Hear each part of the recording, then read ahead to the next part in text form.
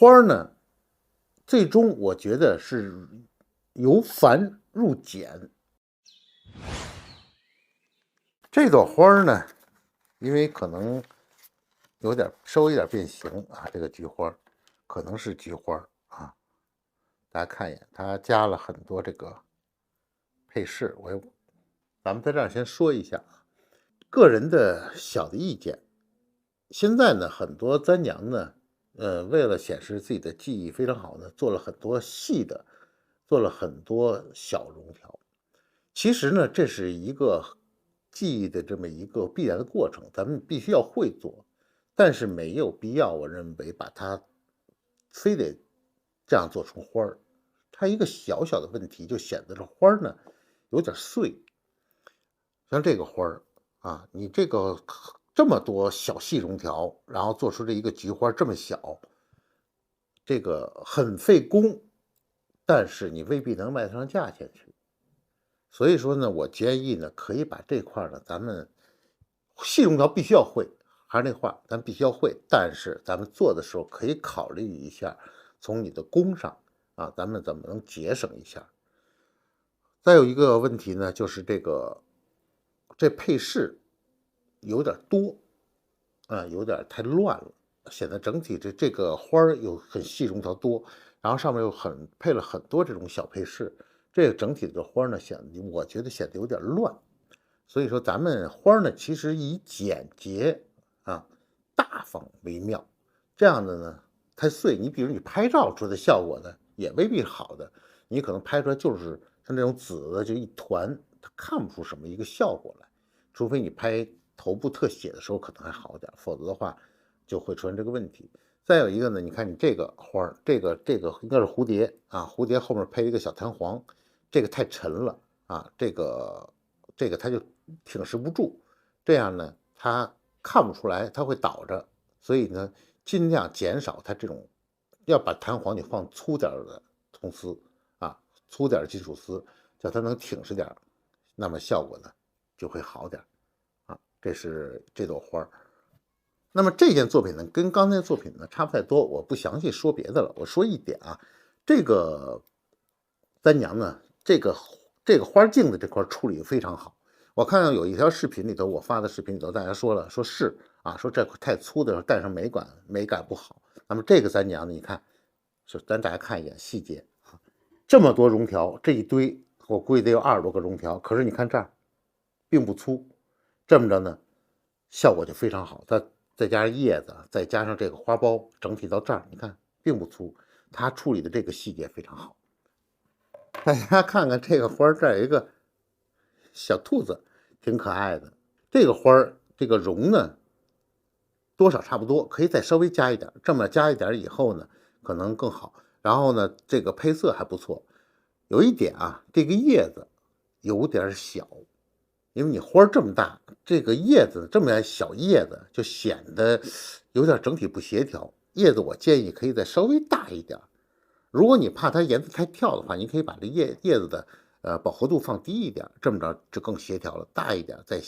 再颜色放低一点，可能更协调了。那么说这小兔子，这是小兔子吧？应该是对。说小兔子，这小兔子呢做的挺好玩，但是呢，你这固定方法我不赞成。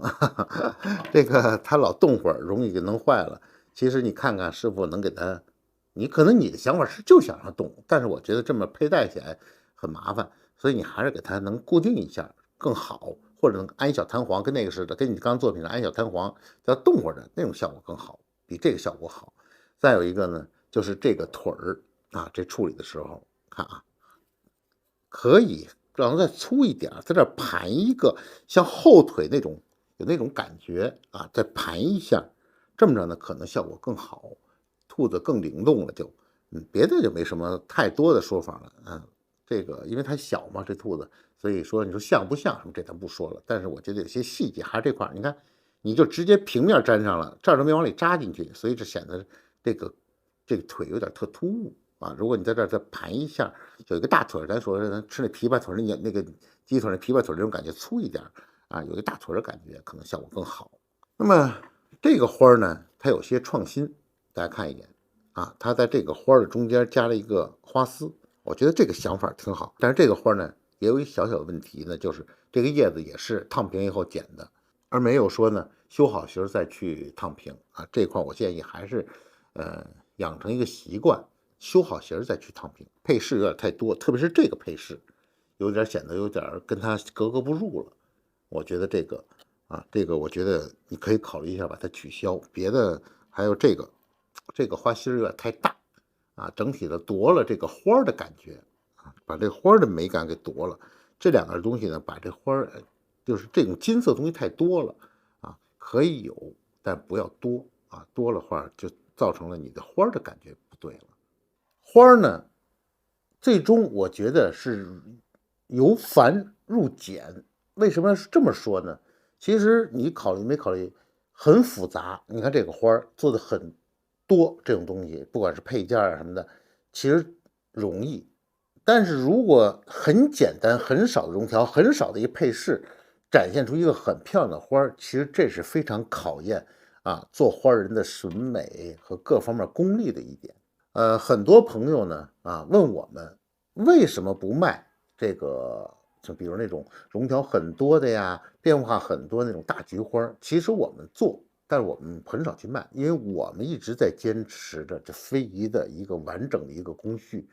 从蚕丝的选择、处理、铜丝的处理，一直都是在自己亲手去做，我们不买现成的，所以我们费的工就要比一般人要多一些。如果这个时候我们要再做一些更复杂的调更多、要求更多的这更难度更大的作品呢，那么大家可能对它的市场这个接受能力呢可能就受不了，所以我们就很少去做出这样的商品去销售我们不是不去做，我们会去做，但是很少去销售。那么我再说一下这个绒条，我现在呢不知道是这个什么时候开始我才注意到，这个现在网上很多簪娘发自己做绒条的视频，但是我发现有一个小小的问题，为什么绒条两边这个铜丝要这么老长？我师傅在教我的时候，一般的在这个铜丝使用上，一边是要1寸我们这用量步尺的1寸，那1寸呢就是3.3厘米，或者再长一点，顶多到4厘米。